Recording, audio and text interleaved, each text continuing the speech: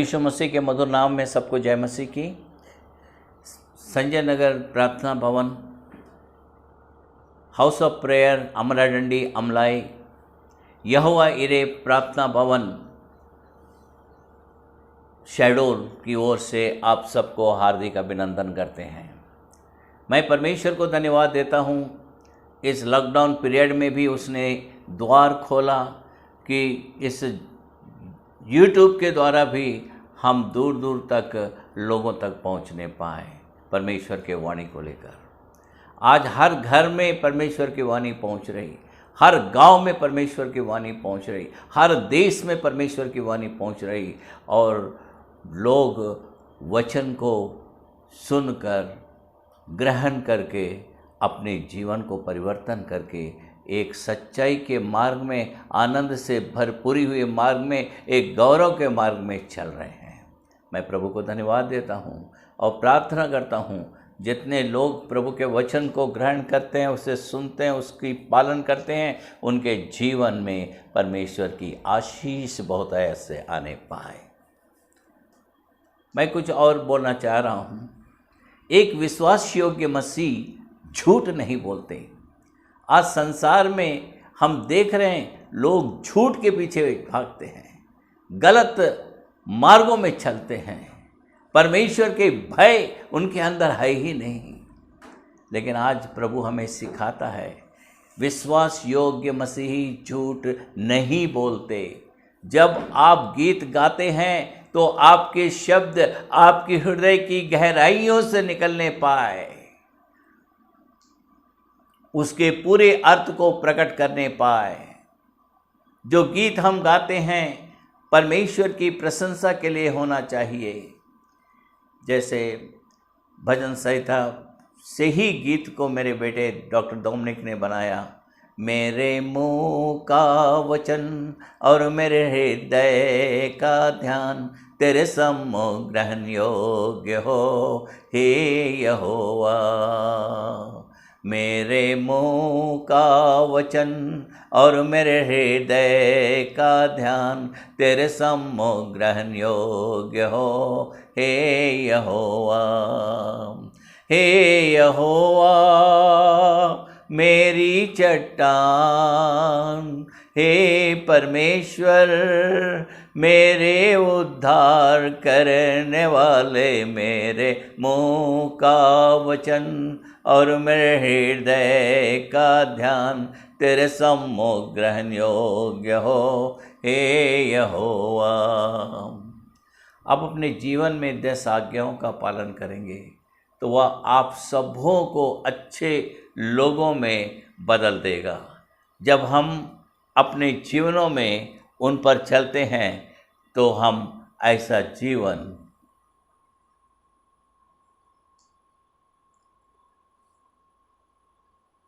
जब हम अपने जीवनों में उन पर चलते हैं तो हम ऐसा जीवन बिता सकते हैं जो प्रभु को प्रसन्न करने वाला हो।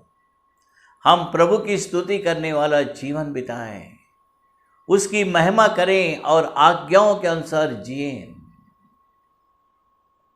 प्रभु हमें सिखाता है अपने संग अपने घर लौटा ले आ कि वह रोटी खाए और पानी पिए, या उसने उससे झूठ कहा।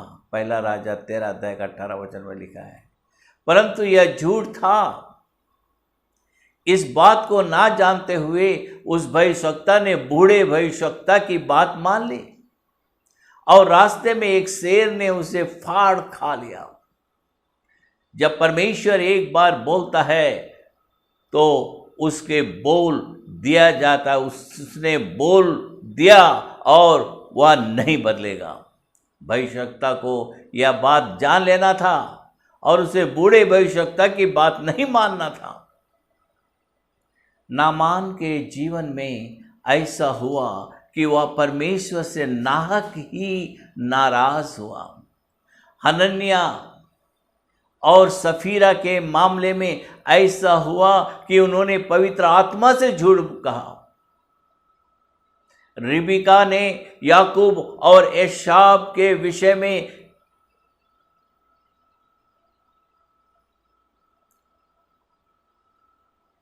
एशाक से झूठ कहा। झूठ बोलने के कारण कई लोगों ने हानि उठाई। दूसरा राजा 5 अध्याय का 10 वचन से 27 वचन तक पढ़ लीजिएगा। इन वचनों में हम देखते हैं कि नामान भविष्यवक्ता एलीशा के पास जाता है। एलीशा ने उसके लिए प्रार्थना की और जब उसने यरदन नदी में जाकर 7 बार डुबकी लगाई तो वह चंगा हो गया। हालेलुया। नामान भेंट देना चाहता था, परंतु एलीशा ने उससे कुछ भी लेने से इनकार कर दिया, नहीं लिया। जब वे चले गए तब एलीशा का सेवक गेहजी नामान के पीछे पीछे गया और उससे झूठ कहा कि उसका स्वामी कुछ चांदी और वस्त्रों के जोड़े चाहता है। यह झूठ था। जब एलीशा ने गेहजी से इस विषय में पूछा तो उसने फिर झूठ कहा। उसने प्रभु का नाम व्यर्थ लिया। इसलिए एलीशा ने यह कहकर उसे श्राप दिया, इस कारण से नामान का कोढ़ तुझे और तेरे वंश को सदा रहेगा। तब वह हिंसा श्वेत कोढ़ी होकर उसके सामने से चला गया। दूसरा राजा 5 अध्याय का 27 वचन में लिखा है। हमें प्रभु का नाम व्यर्थ नहीं लेना चाहिए। We have to be faithful to the Lord.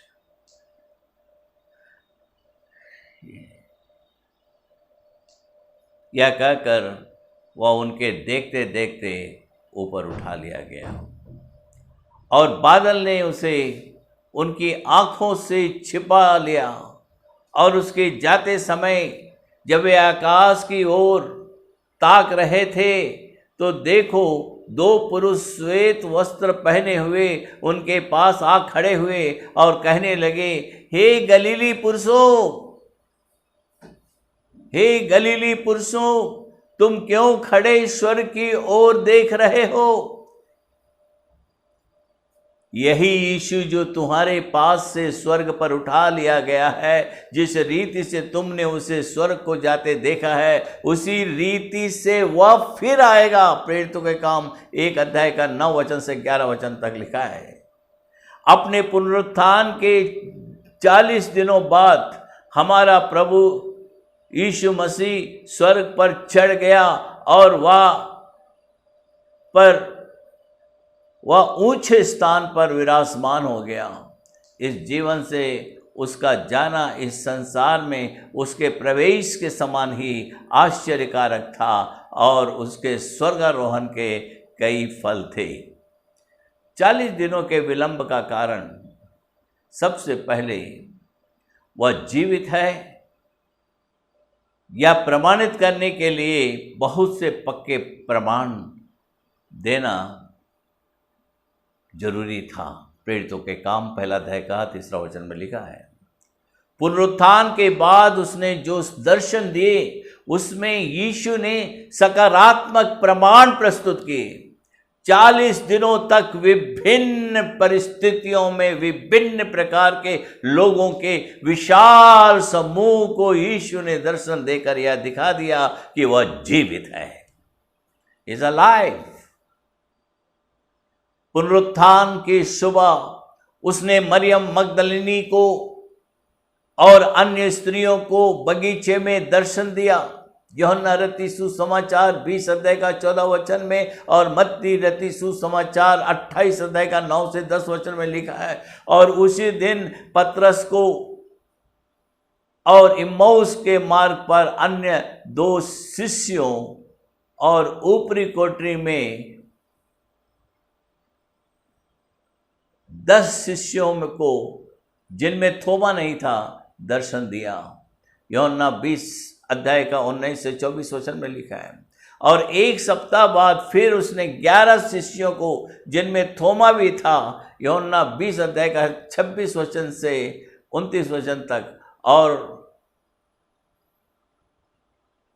और तिबेरियस के तट पर 7 शिष्यों को, यूहन्ना 21 का 1 वचन में लिखा है। और गलील में 500 विश्वासियों को, पहला कुरिन्ती 15 अध्याय का 6 वचन के अनुसार, और अंत में अपने स्वर्गारोहण से पहले फिर शिष्यों को दर्शन दिया। मत्ती रत्ती सुसमाचार 28 अध्याय का 19 से 20 वचन में प्रेरितों के काम पहला अध्याय का 3 वचन से 12 वचन तक में लिखा है। इन दर्शनों को इकट्ठा करने पर हमारे पास 500 से अधिक व्यक्ति हैं जिन्होंने प्रभु के स्वर्गारोहण से पहले पुनरुत्थान प्रभु को देखा। इन लोगों की विभिन्नता, लोगों की बड़ी संख्या, जिन परिस्थितियों में उन्होंने यीशु को देखा, इन शिष्यों की गवाही को झूठा साबित करने में यीशु के शत्रुओं की अयोग्यता, फरीसी, सदूकी और रोमी, ये सारी बातें मिलकर यीशु के कब्र से जी उठने का एक विश्वास करने योग्य प्रमाण तैयार करते हैं। यदि यीशु मर गया होता, जी उठता और फिर तुरंत पिता के पास चला जाता, तो अधिकारियों को यह दावा करना बहुत आसान हो जाता कि यीशु की देह को कब्र से छुड़ा लिया गया है। परंतु ऐसा हुआ कि अब उन्हें यीशु के व्यक्तित्व की सच्चाई और शिष्यों की गवाही का सामना करना पड़ा। दूसरी बात, इन 40 दिनों में यीशु के पास शिष्यों को कहने के लिए कुछ बातें थी। वह उन्हें भविष्य के विषय में निर्देश देना चाहता था। सबसे पहले परमेश्वर के राज्य के सच्चे स्वरूप के विषय में शिक्षा थी। परमेश्वर या प्रेरितों के काम पहला अध्याय का 6वां वचन में शिष्यों द्वारा पूछे गए प्रश्न से सूचित होता है। प्रेरितों का काम पहला अध्याय का 6 में, हे प्रभु, क्या तू इसी समय इज़राइल को राज्य फिर देगा? मुझे यह आश्चर्यपूर्ण लगता है कि किस प्रकार यीशु के साथ 3 वर्ष रहने के बाद, तीव्र प्रशिक्षण और शिष्यता के समय के बाद, शिष्यों के दिमाग में यह बात नहीं आई कि यीशु राजनीतिक क्रांतिकारी नहीं था। ये लोग अब भी भौतिक रूप से राज्य के आने की उम्मीद कर रहे थे।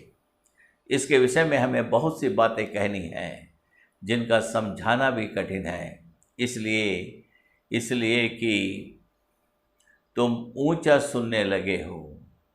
समय के विचार से तो तुम्हें गुरु हो जाना चाहिए था, तो भी क्या यह आवश्यक है कि कोई तुम्हें परमेश्वर के वचनों की आदि शिक्षा फिर से सिखाए? इब्रानियों की 5 अध्याय का 11 और 12 वचन जरूर पढ़िएगा। ऐसा ही प्रारंभिक शिष्यों के साथ था। शायद यह हमारे लिए भी होगा। धीमी गति से सीखना वर्षों से परमेश्वर के लोगों की विशेषता रही है। 40 वर्षों के दौरान यीशु की शिक्षा का और प्रोत्साहनदायक भाग शिष्यों की भविष्य की सेवकाई से संबंधित है। यद्यपि हमारे लिए बहुत कम लिखा गया है, हमें नम्र और दीन बनकर आंसू और बोझ के साथ हम परमेश्वर से प्रार्थना करें कि परमेश्वर इस देश में शांति प्रदान करे और इस बीमारी को हमेशा के लिए हटा दे। आइए हम प्रार्थना करते हैं।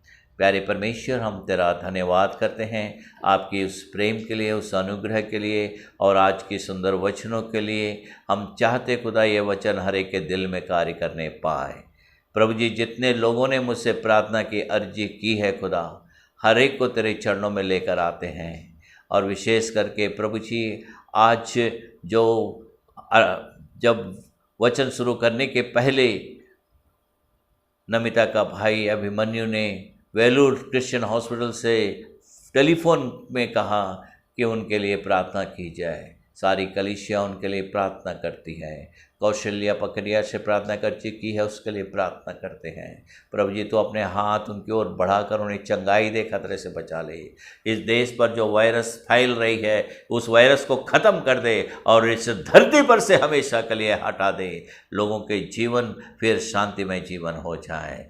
हर एक की कमजोरियों को दूर कर, उनके पापों से उन्हें क्षमा कर, उनके जीवन को शांति और गौरव में बदल दे। सारी महिमा तुझको देते हैं। हम अपने बच्चों को, अपनी कलीसिया को, जितने लोग प्रभु जी तेरे वचन सुनते हैं, जितने लोग तेरे भवन में, प्रार्थना भवन में एक विश्वास को लेकर आते हैं, क्योंकि प्रभु ने कहा तेरा विश्वास तुझे चंगा किया है। आज प्रभु जी उनके विश्वास उनको चंगा करे, तेरा दाहिना हाथ उनके ऊपर होने पाए, सहायता कर। प्रभु यीशु मसीह के पवित्र नाम से प्रार्थना करते हैं, आमीन।